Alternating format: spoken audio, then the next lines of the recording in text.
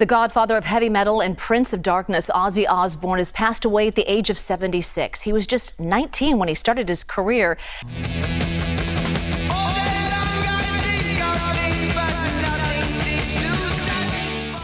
Over the decades, Star Trek has become more than just a TV show, it's a cultural phenomenon. But behind the scenes, the final frontier wasn't always smooth sailing. Some actors walked away, others were pushed, and a few disappeared without a word. Was it drama, creative clashes, or something far more personal? Join us in this video as we dive deep into the real reasons why these beloved actors left Star Trek and what really happened when the cameras stopped rolling. You might be surprised who and why. Why Jeffrey Hunter left Star Trek, the captain who missed the voyage.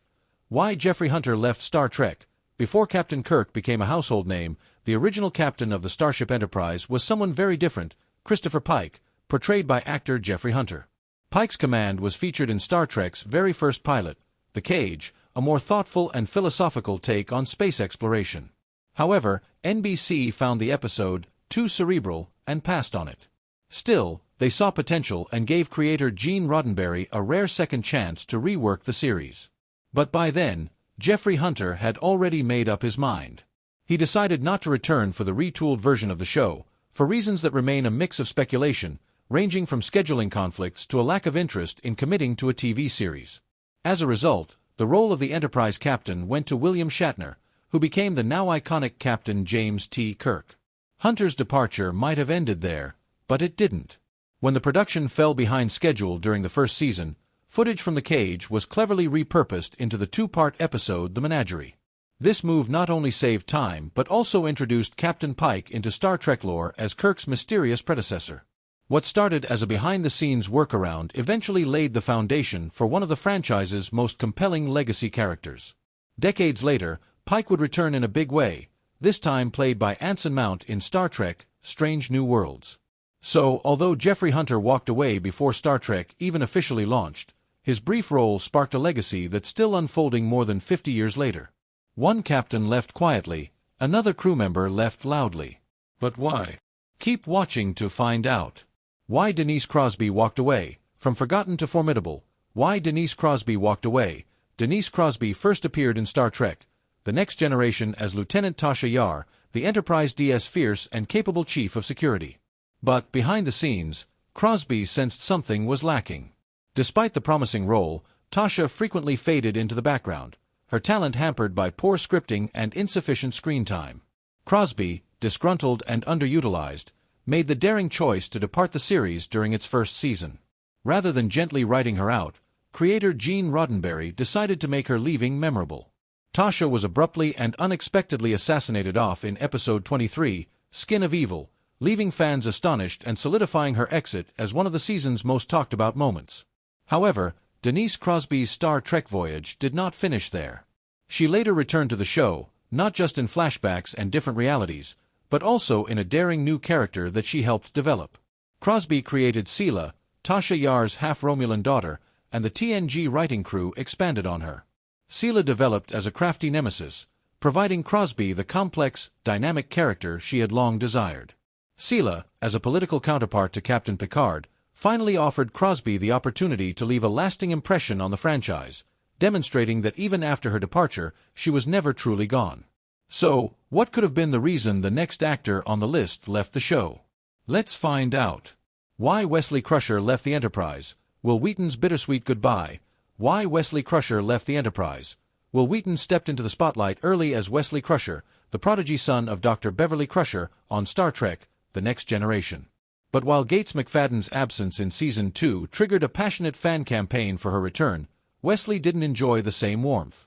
Despite Wheaton's previous success in Stand By Me, his time on TNG stalled his Hollywood momentum. When Wheaton landed a role in the film Valmont, he requested time off from the series. But the production team turned him down, insisting the episode he would miss was vital for Wesley's storyline. Trusting that, Wheaton declined the film, only to later discover the script had been rewritten to cut his character entirely. He saw it as a slap in the face and a sign that his contributions weren't valued. This tension behind the scenes eventually pushed Wheaton to walk away from The Next Generation in search of more fulfilling roles. But his story didn't end there. Wesley Crusher later returned, portrayed as a conflicted Starfleet cadet before joining the mysterious Travelers, a fittingly unusual path for one of Star Trek's most debated characters. Though Wheaton left the main cast, his bond with the franchise endured. He now hosts the Ready Room, the official after-show for modern Star Trek series, and remains a beloved voice in the Trek community. His journey is a reminder that, in Star Trek, leaving doesn't always mean you're gone for good. So what happened next? Stay tuned to find out. A bold exit. Why Michelle Forbes said no to Deep Space Nine.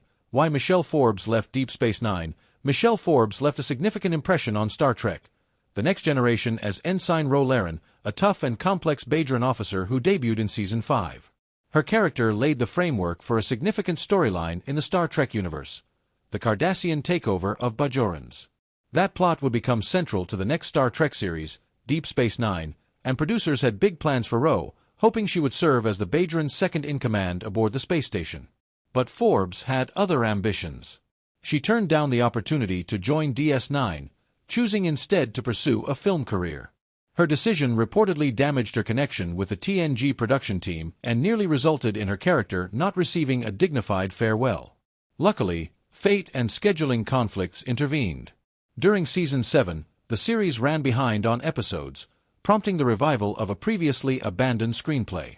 That episode, Preemptive Strike, gave Ro Laren a stunning send-off as she opted to defy Starfleet and join the Maquis.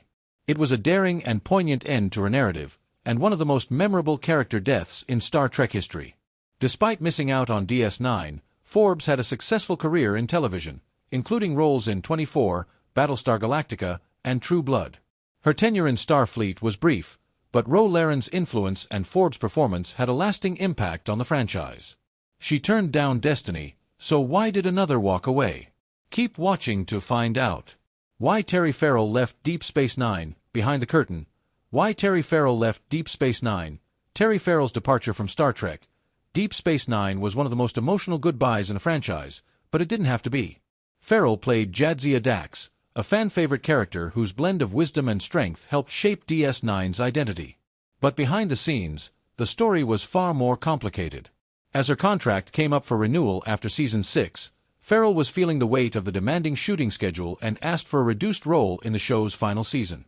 Instead of compromise, she says she was met with resistance, particularly from producer Rick Berman and Paramount executives. In later interviews and the documentary What We Left Behind, Farrell claimed she felt bullied into accepting a full-time return and ultimately chose to walk away when her request was denied. Berman has denied any wrongdoing, but the fallout was clear. Showrunner Ira Steven Behr, unaware of the negotiations, was left angry and frustrated when he had no choice but to assassinate off Jadzia Dax. The irony. After leaving DS9, Farrell landed a lead role in the sitcom Becker, produced by the very same Paramount executives who wouldn't accommodate her on Star Trek. Despite the bitterness surrounding her exit, fans continue to celebrate Jadzia's legacy as one of DS9's most beloved characters.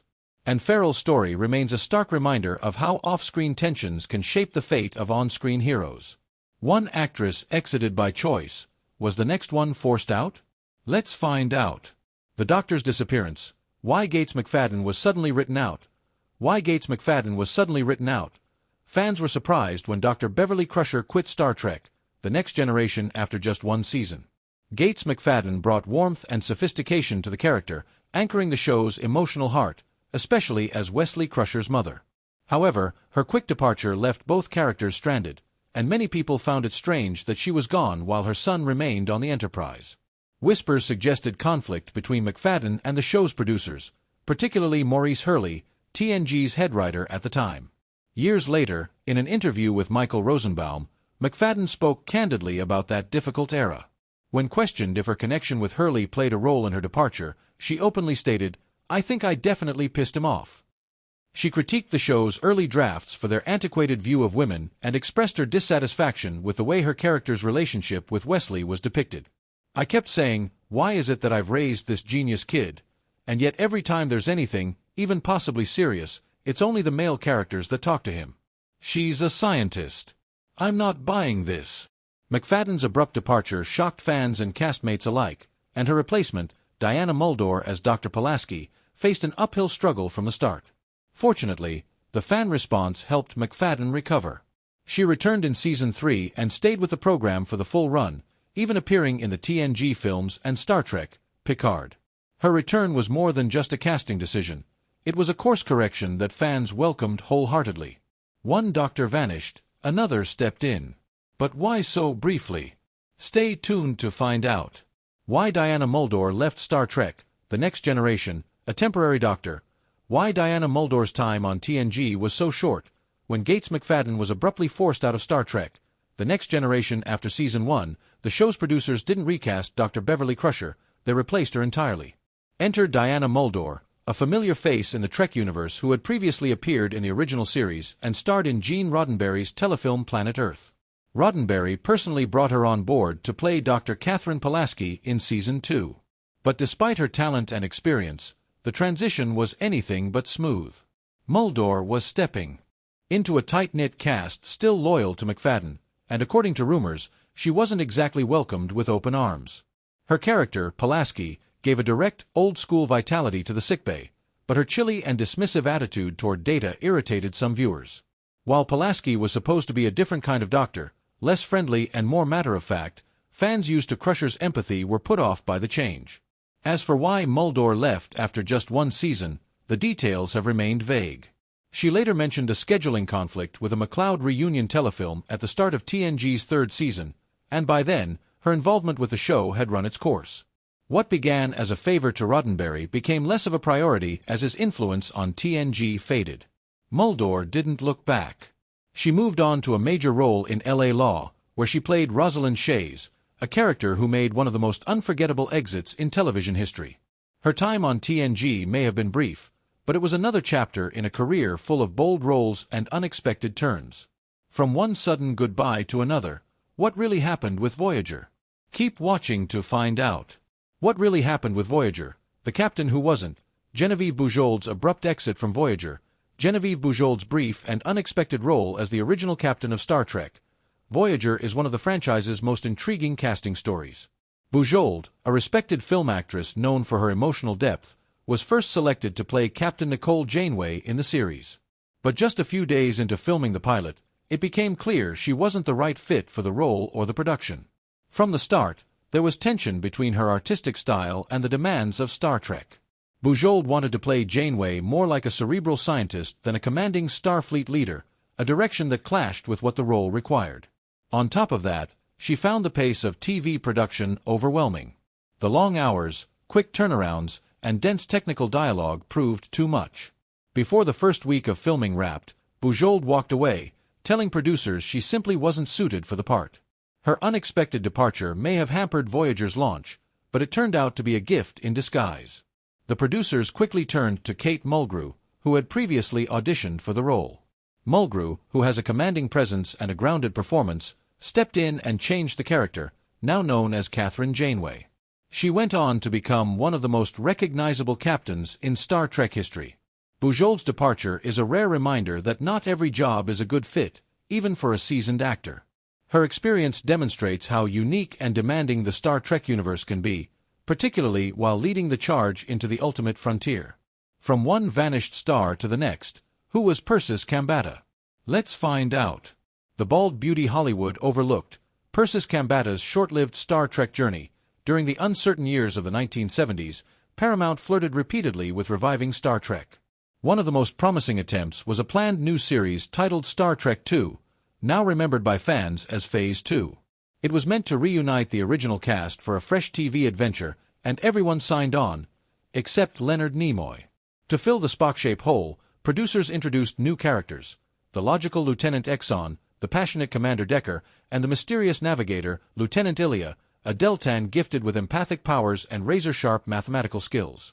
Ilia was to be a central figure in the series. Producers cast Persis Khambatta, a former Femina Miss India, to bring the character to life. Multiple episodes were written with her in mind, including one called The Child, which Star Trek, The Next Generation would later adapt. But before cameras could roll, the studio pulled the plug on the network, and with it, the series. Still determined to make something of their efforts, Paramount repurposed the 2-hour pilot into a feature film, Star Trek, the motion picture. Nimoy returned as Spock, leaving Exxon on the sidelines.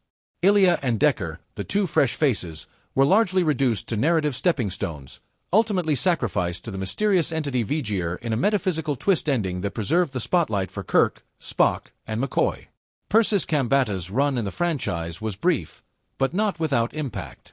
According to Sherilyn Connolly's biography, presenting Persis Khambatta, the actress wasn't crushed by the experience.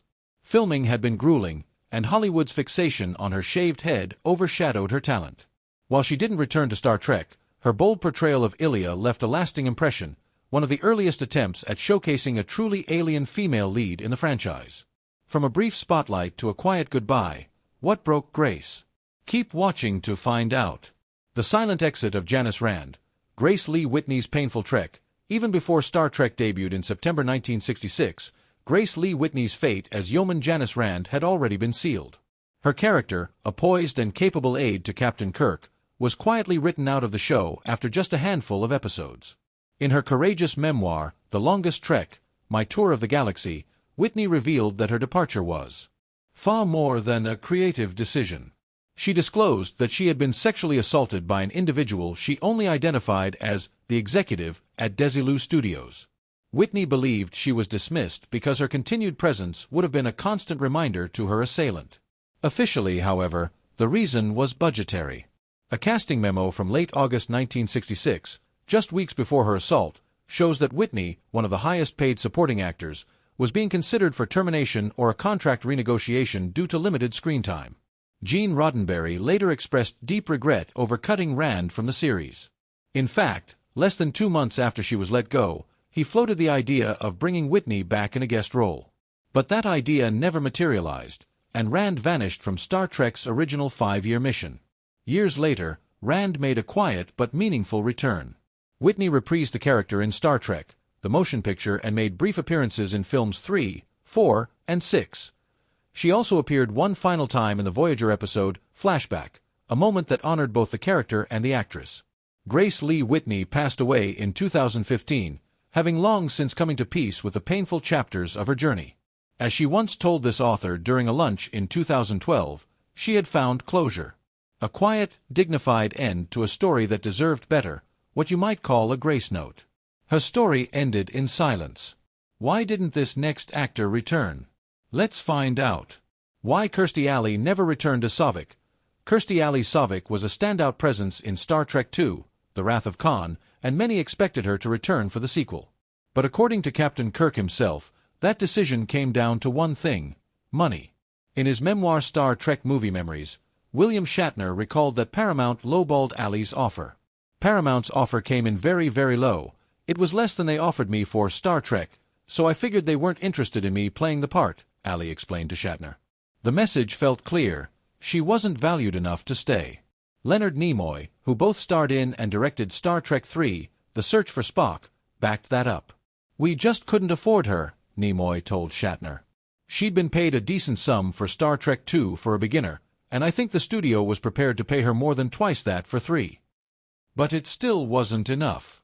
With Alley out, Robin Curtis stepped in to play Sovic in Star Trek III and IV. Shatner called Curtis' performance solid in a rather thankless role. Still, fans never quite forgot Alley's version of the cool, composed Vulcan officer. Ironically, Alley would later replace another actress, Shelley Long, on Cheers, after Long left that hit show to pursue a film career. In a way, it was another passing of the torch, but one that left Star Trek fans wondering what might have been had Sovic stayed the course. One exit raised eyebrows. Did the next surprise fans even more? Stay tuned to find out. Why Jennifer Lien left Star Trek. Voyager. Jennifer Lien left Star Trek, Voyager after 3 seasons, despite Kes being a central and promising character. When Voyager premiered in 1995, it helped usher in a new generation of fans following the success of The Next Generation. In a bold departure from prior shows, Voyager stranded its starship and crew in the unexplored Delta Quadrant, forcing them into a 7-year journey home. Lien played Kes, a young Ocampa with a short lifetime, powerful telepathic powers, and an early romantic involvement with Neelix. Though Kes was unusual and had a lot of story potential, the character never really connected with viewers.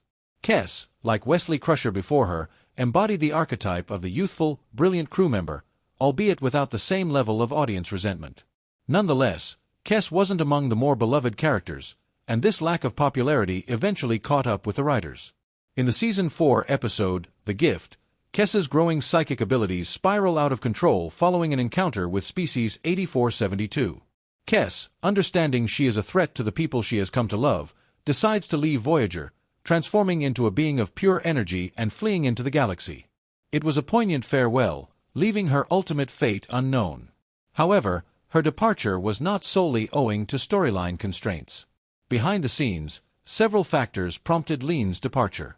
Showrunners Rick Berman and Jerry Taylor subsequently admitted that the Neelix/Kes romance was a mistake and that, despite Lien's talent, the writers had hit a creative dead end. The Ocampa's brief 9-year tenure limited long-term plot potential, making it increasingly difficult to incorporate Kes into following arcs. Nonetheless, Lien's performance was greatly applauded by both fans and cast members. Many others believed that the writing, not her performance, failed the character.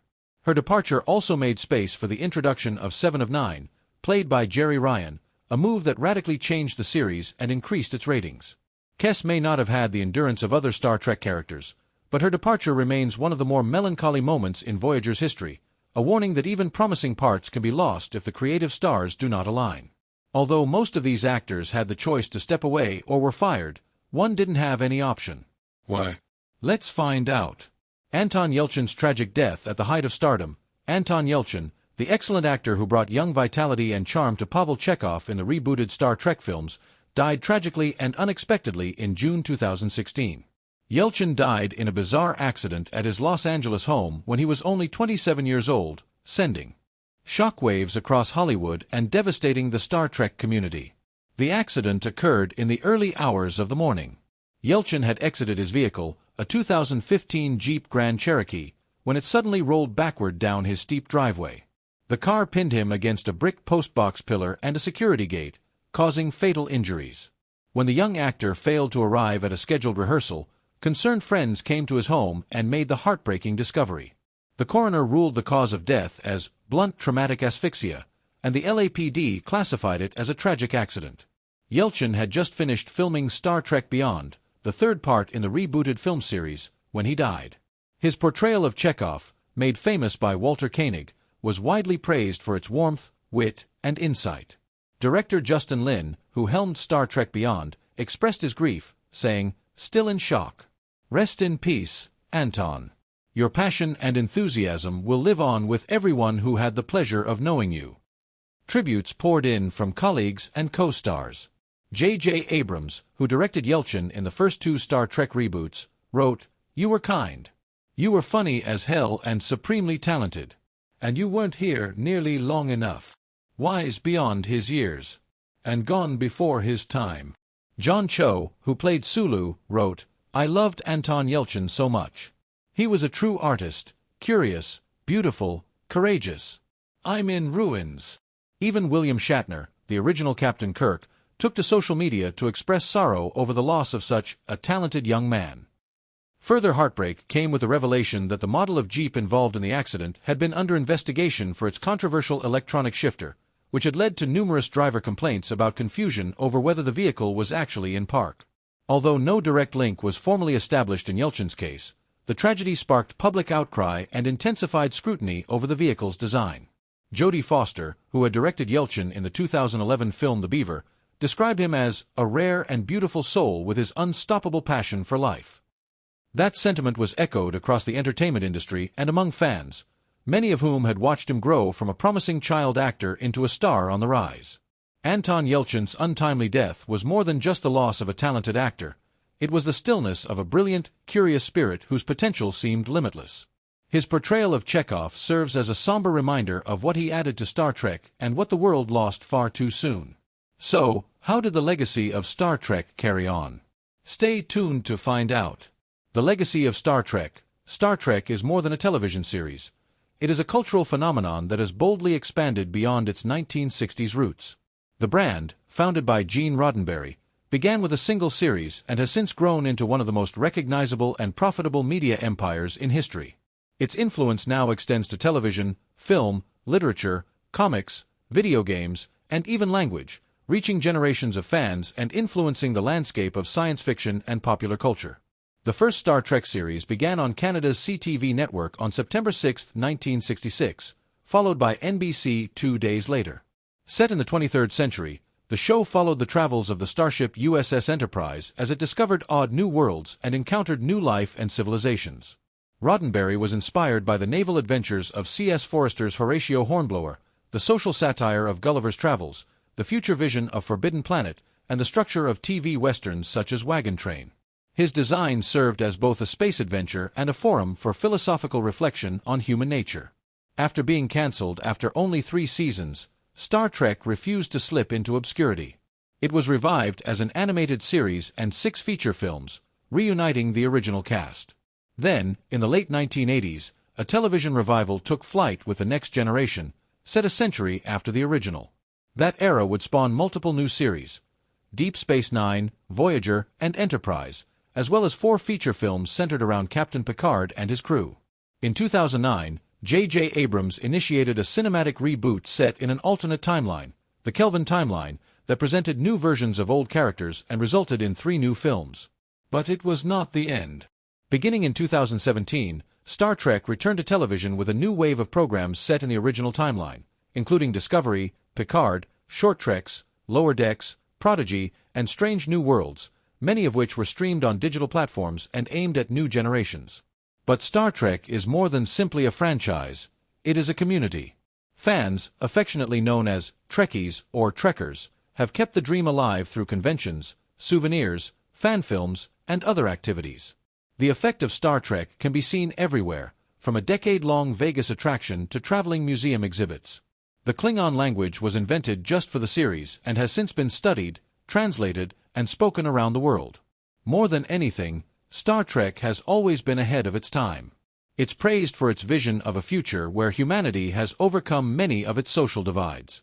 The original series had one of television's first interracial casts, reflecting a message of inclusivity that was popular during the civil rights movement.